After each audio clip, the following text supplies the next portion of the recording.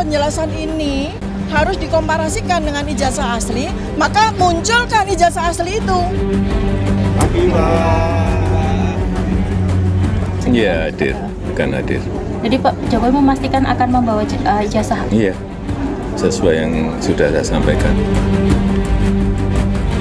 Pasca menghadiri sidang perdananya di Pengadilan Negeri Jakarta Timur, terdakwa kasus fitnah dan pencemaran nama baik Jokowi, Dr. Tifa, merasa tidak puas dengan alasan dakwaan yang dibacakan jaksa penuntut umum. Tifa bersikeras jika penelitiannya selama ini terhadap foto Jokowi yang ada di ijazah adalah berdasarkan keilmuannya di bidang anatomi morfologi. Karenanya, untuk membuktikan penelitiannya salah, maka ia meminta ijazah asli Jokowi dihadirkan ke persidangan. Pertama adalah berkaitan dengan ilmu saya, ilmu anatomi morfologi, tentang bagaimana saya melihat dari dokumen yang beredar atau benda digital yang beredar di internet, yang banyak orang mengatakan itu sebagai ijazah Joko Widodo. Di situ saya menyoroti hanya satu hal yang menjadi domain saya, yaitu foto, ya. Karena itu saya menggunakan ilmu saya, anatomi morfologi, untuk memberikan penjelasan, ya. Kalau memang penjelasan ini harus dikomparasikan dengan ijazah asli, maka munculkan ijazah asli itu. Ya, sebab yang saya lakukan observasi itu adalah benda digital yang beredar di internet. Menanggapi jalannya persidangan, tim kuasa hukum Joko Widodo menyatakan perbedaan pendapat di dalam ruang sidang adalah hal yang biasa. Pihaknya juga menegaskan Jokowi sangat siap hadir langsung di persidangan untuk menunjukkan bukti fisik ijazah aslinya. Kemarin kami juga baru bertemu langsung dengan Pak Jokowi juga, dan beliau menyatakan siap untuk hadir, tentunya untuk merupakan penghormatan beliau dapat menunjukkan ijazahnya di forum yang sangat terhormat ini dan forum yang valid. Karena selama ini Pak Jokowi diminta diserang berbagai narasi-narasi oleh pihak-pihak yang tidak bertanggung jawab menurut kami, untuk menunjukkan di forum-forum yang menurut kami juga tidak benar. Beberapa pekan sebelum sidang, Jokowi juga tegaskan apa yang ia janjikan selama ini akan dipenuhi, yakni hadir langsung dan memperlihatkan ijazah aslinya di persidangan. Hadir langsung di persidangan? Iya, hadir, bukan hadir. Jadi Pak Jokowi memastikan akan membawa ijazah aslinya ya ke persidangan? Iya, sesuai yang sudah saya sampaikan. Usai mendengarkan bacaan surat dakwaan dari jaksa penuntut umum, pihak Dr. Tifa memastikan akan mengajukan perlawanan atau eksepsi pada persidangan lanjutan minggu depan. Jian Jufri, Gahniar, Kompas TV, Jakarta. Dr. Tifa menolak dakwaan jaksa yang menyatakan perbuatannya adalah fitnah terhadap kehormatan Jokowi. Tifa pun meminta agar ijazah asli Jokowi wajib diperlihatkan di persidangan. Akankah jaksa menghadirkan Jokowi dan ijazah aslinya? Kita bahas bersama kuasa hukum Dr. Tifa, Ajis Yanuar, dan juga Sekjen Waketum Brigadir Rakyat Nusantara, Bang Ade Darmawan, yang sudah hadir di studio, dan juga pakar hukum pidana Universitas Pelita Harapan, Profesor Jamin Ginting, yang sudah hadir melalui sambungan Zoom. Selamat sore, Prof. Terima kasih sudah bergabung bersama kami. Bang Ade, Bang Ajis, terima kasih sudah bergabung bersama kami di studio juga. Assalamualaikum Mbak Cynthia. Waalaikumsalam warahmatullahi wabarakatuh. Bang Ajis tadi ikut mendampingi dalam pembacaan dakwaan Dr. Tifa. Ini kan Dr. Tifa langsung menyatakan keberatannya. Bagaimana Anda akan melakukan strategi hukum ke depannya? Ya, terima kasih. Jadi memang kita sudah menyiapkan untuk dulu bahasanya eksepsi ya. Saat ini perlawanan di KUHP yang baru. Nah, kita sudah menyiapkan beberapa dalil argumen dan juga bukti-bukti kami ya terkait dengan dakwaan jaksa yang memang masih tahap awal ya kita pelajari, tapi kita sudah ada kerangkanya tadi sebagian, dan tinggal nanti kita finishing. Insya Allah nanti pada hari hanya bisa kita perlihatkan dan kita sampaikan di muka persidangan, insya Allah. Seperti itu, Mas. Kalau tadi yang kita dengar sama-sama dakwaan jaksa itu lebih keterkaitannya dengan cuitan Dr. Tifa di media sosialnya dan juga tayangan talk show yang menghadirkan Dr. Tifa itu sendiri. Di mana poin keberatannya? Ya, jadi gini, yang pertama saya sampaikan tadi, mungkin kita simak bareng-bareng ya. Ada 28 unggahan yang dimaksud oleh jaksa ya. Tapi yang langsung direct dari Dr. Tifa sendiri hanya 5. Ini kan bercampur dengan yang lainnya. Nah, ini menandakan dari awal perkara ini ada yang nggak beres. Karena ada asas similia similibus. Ya. Jadi perkara itu harus putus dengan cara yang sama juga. Nah, jadi ada beberapa terlapor waktu itu yang memang sudah calon tersangka quote unquote seperti itu, kemudian dihentikan, kan begitu. Nah, tapi maksud Anda yang sudah SP3 itu? Ya, tapi yang lainnya yang sekali lagi tanda petik tidak kooperatif dilanjutkan. Ini kan maksud saya ini membuktikan bahwa ada diskriminasi. Ya, kenapa? Ya, tadi kan saya katakan. Lalu juga ada istilahnya dari bahasa Belanda itu Ondelbartheid van Klacht. Jadi bahasa awamnya. Sifat tidak terbaginya ya adanya aduan. Jadi nggak bisa tuh dibagi-bagi secara prinsip seperti itu ya yang saya pelajari ya, yang kami sama-sama pelajari di Fakultas Hukum. Nah, maka dari itu salah satu keberatan kami adalah hal tersebut. Bagaimana bisa mereka memasukkan semua, di situ ada terlapor lainnya waktu itu. Nah, kemudian Dokter Tifanya hanya 5 di situ. Nah, kemudian ada juga mengenai tuduhan merekayasa. Dokter Tifa nggak punya kemampuan untuk merekayasa sebagaimana dimaksud jaksa di Undang-Undang ITE ya. Nah, jadi maksud saya nggak fair ketika dia dituduhkan kemudian didakwakan dengan kegiatan yang tidak ia lakukan. Saya mensupport karena memang ITE spesialisasi Dokter Tifa sendiri adalah anatomi morfologi seperti kurang itu lebih ya. Seperti itu, jauh dari Undang-Undang ITE seperti itu. Bagaimana Bang Ade menanggapi ini? Ada keberatan dari Dokter Tifa dan juga kita tahu bahwa sebenarnya objek di sini adalah ijazah Pak Jokowi. Ya. Jadi gini, Mbak Cynthia, kalau kita mempelajari dari dakwaan tadi. Jelas dikatakan bahwa ada beberapa postingan terkait foto. Kan itu. Bahwa kemudian ijazah itu berkaitan tentunya terkait foto, tapi kan yang posting bukan Dokter Tifa. Ya, tetapi dalam mempelajari metodologi yang dikatakan adalah penelitian tadi, beliau melihat foto. Dia konsen ke situ. Dari tadi malam pun kita adakan dialog sama Bu Tifa, dia menanamkan terus bahwa apa yang dia lihat itu dengan keilmuannya dia mampu menganalogikan ya melalui metodologi dia bahwa foto itu bukanlah Bapak Insinyur Joko Widodo. Itu yang pertama. Yang kedua adalah ada disebutkan tadi di dalam dakwaan bahwa itu adalah orang tertentu yang disebut ya. Saya tidak masuk pada pokok dakwaan itu. Kenapa? Karena itu juga strategi jaksa sebenarnya di situ. Yang kita lihat tadi rekan Yanwar mengatakan bahwa ini harus satu berkaitan dengan yang lain. Oh tidak, kalau split sync itu kan kita kan sudah sepakat nih. Artinya ingin melakukan sidang itu berbeda. Nah kalau split sync kan tidak bisa lagi. Tadi disampaikan sama saya Yanwar itu bahwa ada satu metode ilmu hukum yang saling berkaitan tadi harus satu dari putusan tersebut. Tapi gini Bang Ade, singkatnya apa yang dilakukan Dokter Tifa itu fitnah? Fitnahnya di mana nih? Ya, sekarang gini, kalau kita bisa menyampaikan kepada publik melalui sesuatu akun secara publik, dan itu tersiar ke seluruh Indonesia melalui akun itu, bahwa ini bukanlah Pak Jokowi atau Dumatno dan lain-lain sebagainya. Dumatno ya tadi ya, yang saya sempat dengar ya tadi dakwaan, bahwa ini adalah Dumatno dan lain-lain sebagainya. Kan itu berarti memproyeksikan bahwa apa yang ada di ijazah tersebut bukanlah Bapak Insinyur Joko Widodo. Kan itu. Itu pointer pertama saya lihat yang arah jaksa ke situ. Kemudian secara metodologi dia, katakanlah editing ya, pasal editing, tab 32 dan lain-lain sebagainya. Tapi kan yang otentik seolah-olah tidak otentik. Gimana Bang Ajis, mengapa saat itu Dokter Tifa juga sudah berani bahwa mengatakan apa yang ada di ijazah yang beredar itu bukan Pak Jokowi? Ya sekali lagi gini, dia bukan yang memposting. Itu kita garis bawahi dulu. Dia ada nama, bukan yang merekayasa juga. Nah, kemudian yang memposting dan yang merekayasa tidak dipidana.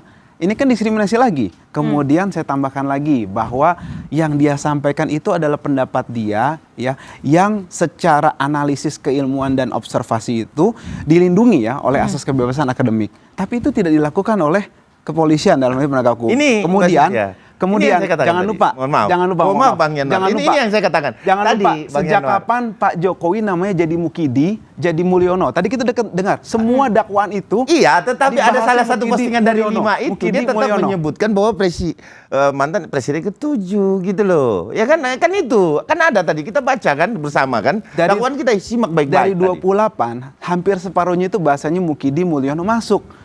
Harusnya kan nggak bisa dong serampangan sembarangan dan atas nama formil harus itu ditolak oleh majelis hakim seperti itu. Nah, kita lihat nanti di dalam eksepsi. Artinya begini, ini kan masih panjang dalam artian gini.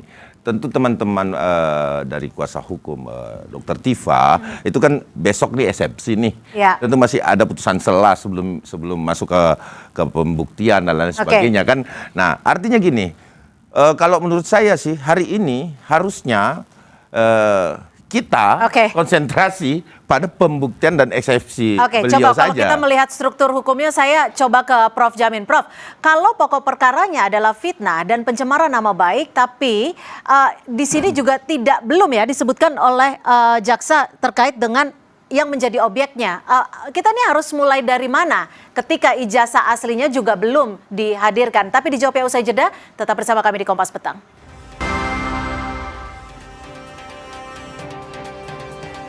Terima kasih Anda masih bersama kami di Kompas Petang. Kita lanjutkan kembali dialog kita sore hari ini. Saya langsung ke Prof. Jamin. Prof. Jamin, ketika seseorang sudah didakwa dengan dakwaan fitnah, apakah dalam kasus ini khususnya ijazah yang menjadi objek perdebatan harus langsung dihadirkan dalam sidang? Prof. Ya, ini kan masih dalam tahap surat dakwaan ya. Artinya surat dakwaan itu harus berisi surat dakwaan yang cermat, jelas, dan terang. Ya. Nah, kecermatan itu terkait tentang lokus delikti, yaitu tempat di mana terjadinya tindak pidana, dan tempus, kapan terjadinya tindak pidana. Karena itu akan berkaitan dengan ketentuan hukum mana yang akan digunakan, yang barukah, yang lamakah. Kalau lokus, berarti tempat di mana dia melakukan tindak pidana, apakah melalui sarana elektronik. Tadi sudah disebutkan ada pasal 126 terkait dengan penggunaan sarana elektronik. Nah, dari ini maka yang menjadi dasar surat dakwaan dan pembuktiannya ke depan yang dilakukan oleh jaksa penuntut umum tentu terkait tentang lokusnya. Lokusnya di mana? Kalau lokusnya itu adalah sarana elektronik, maka itu yang menjadi dasar pencemaran atau penghinaan melalui sarana elektronik.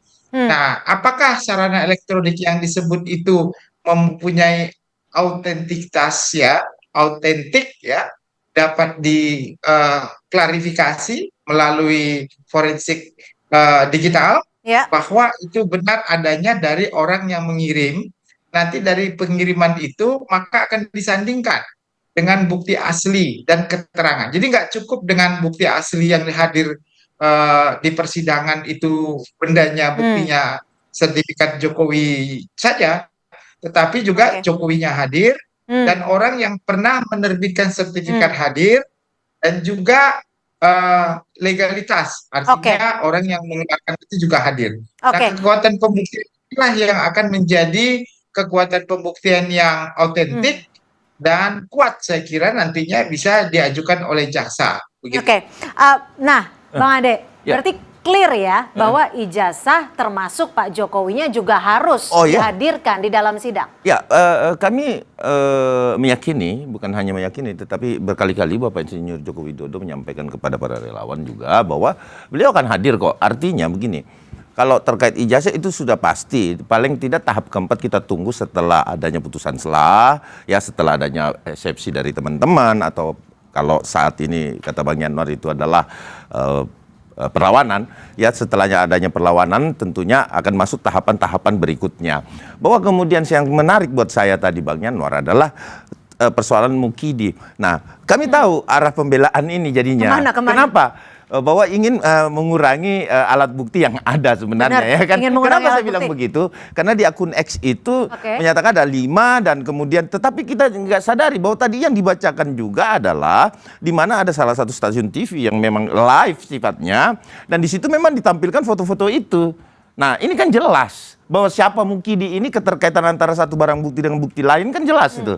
Bahwa ini keterkaitannya. Sehingga saya menganggap bahwa hari ini juga teman-teman lawyer kita udah tahu arah pembelaannya Betul, kemana arah gitu pembelaan Anda untuk klien Anda seperti itu Bang Ajis? Itu hanya salah satu dari sekian banyak sih sebenarnya. Jadi, Oh berarti betul, untuk mengurangi barang bukti atau ya, gimana? tentu saja. Jadi gini, kalau misalnya tadi terbukti, kita sama-sama mengakui bahwa memang kan tidak pernah Pak Joko Widodo namanya berganti jadi Mukidi, jadi Mulyono, jadi JKDK gitu, Jokodok lah gitu kan. Nggak pernah ganti seperti itu. Nah, kita di sini tidak membahas penghinaan nama Pak Joko Widodo diganti, kan nggak bahas itu. Ya, tetapi kenapa bisa begini masuk Bang ke Yanuar, situ? yang Gitu. bisa kita korelasikan adalah kemudian akun X itu pada tempus sesuai dengan yang disampaikan tadi Prof bahwa tempus locus mulainya dibuat mulainya satu perbuatan tindak pidana itu tercermin mulai daripada akun X sampai dengan di layar televisi. Artinya gitu saya loh. mau katakan, artinya seperti itu. Gimana? Saya mau katakan itu. Artinya saya mau katakan bahwa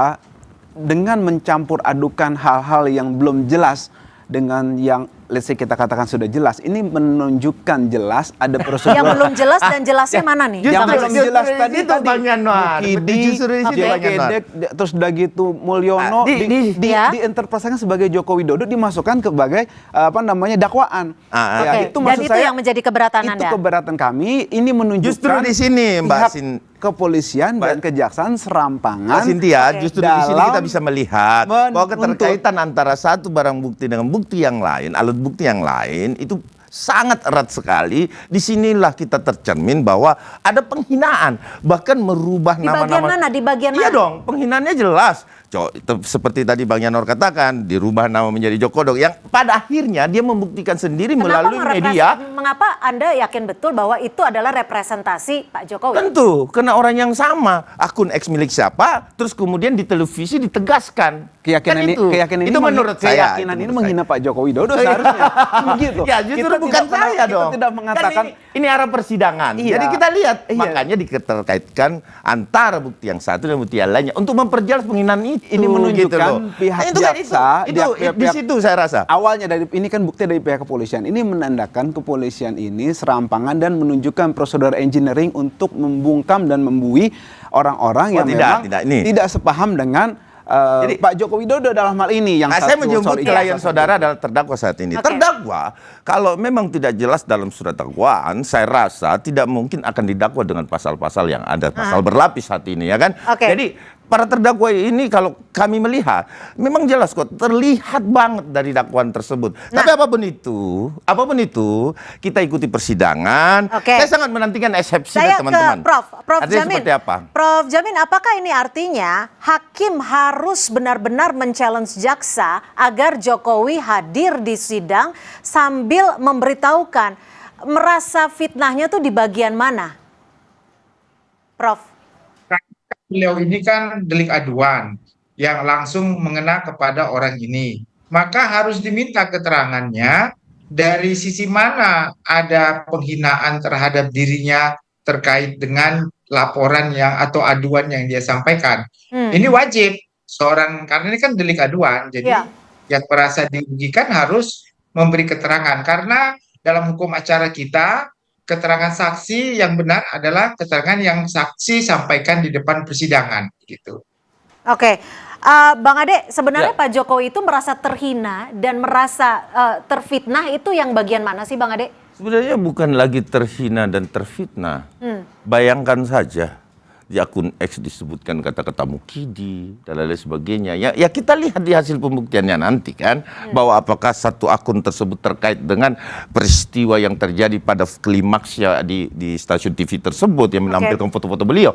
Jadi gini, penghinaan tidak sama di situ saja, Mbak Cynthia. Kalau kita melihat yang paling klimaks menurut saya adalah ketika kemudian, walaupun ini agak di luar konteks dari dakwaan ya, yang kita lihat adalah datangnya Mbak Tifa bersama Refli Harun di kuburan dan lain sebagainya. Itu penghinaan yang cukup menyakitkan bagi keluarga besar Bapak Insinyur Joko Widodo. Bang Ajis, apa yang akan dilakukan strategi hukumnya? Seperti apa? Silakan. Saya sampaikan tadi Prof tuh luar biasa tadi mengatakan ini ada delik aduan. Faktanya Prof dan pemirsa sekalian dan Bang Ade tahu, delik aduan itu di Undang-Undang ITE-nya itu kan 27A. Di tuntutan ini, di dakwaan ini 27A itu hilang berganti dengan delik umum 32 ayat 1, 35 dan 28 ayat 2 Undang-Undang ITE. Ini jelas overcharging atau penerapan pasal yang berlebihan yang ada abuse of process di sini. Dicampur aja itu menurut asas itu nggak boleh gitu kan. Itu ada abuse of process. Kemudian sekarang delik aduannya dihilangkan 27A-nya ya karena mungkin ancaman hukumannya ringan, kemudian diganti dengan delik umum. Ini kan luar biasa. Nah, pemirsa dan juga metode yang dilakukan oleh Dr. Tifa, Bang Yanwar, sekali lagi saya sampaikan bahwa delik umum, delik aduan absolut, saya rasa semuanya mengena di situ. Kenapa? Karena memang ada metodologi yang menurut Dr. Tifa adalah itu adalah sebuah penelitian yang saya bilang nol. Baik, itu nanti kita akan kembali melihat sidang lanjutannya eksepsi ya? Ya. Betul, baik. Perlawanan sekarang. Perlawanan. Kita akan lihat perlawanan seperti apa yang akan disampaikan oleh Dr. Tifa di agenda sidang selanjutnya. Terima kasih Bang Ajis, terima kasih Bang Ade. Prof. Jamin, terima kasih juga sudah memberikan perspektifnya di Kompas Petang sore hari ini. Terima kasih.